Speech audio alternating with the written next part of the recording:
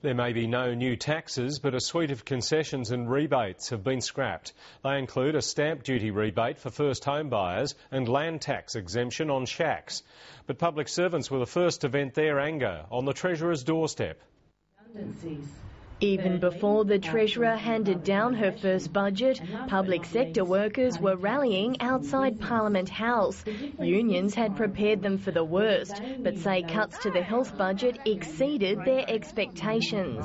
It's a joke to think it's not going to be frontline services. She's got $102 million from health in the first year. That is frontline services. We estimate that's about 1,100 jobs over the next 4 years will go out of health, and about 600 of those will go out in the next 12 months. The Police Association warns the immediate loss of 20 officers will see crime rise. If you're a thug or a criminal in Tasmania, you'd be rubbing your hands together with glee at the cut in police numbers.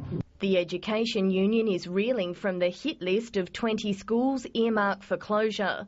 The primary schools are spread across the state, many in rural areas.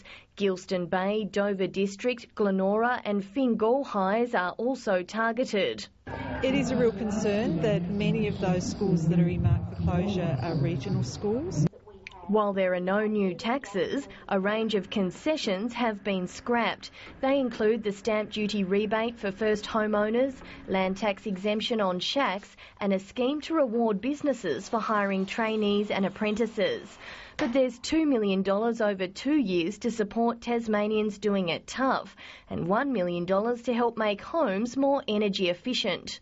But overall, we feel those initiatives are actually devalued by the failure of the government to keep indexation of community grants in line with cost of living pressures.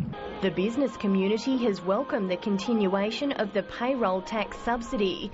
There's also $6 million to develop planning reform and a new body called Business Tasmania to cut government red tape. Absolutely, the business community gives this government a big tick for a very brave and responsible budget. The tourism sector is surprisingly upbeat. Despite job losses at Tourism Tasmania, the closure of a Launceston tourism call centre and the shelving of plans to turn the Bay of Fires into a national park. The industry's priority has always been Three Capes because we know that the demand's there and facilitating that development, and we're pleased to see that have made the inclusion. It's not clear what's intended for $3 million earmarked for the forest industry, but the Premier says it's not to implement the peace deal.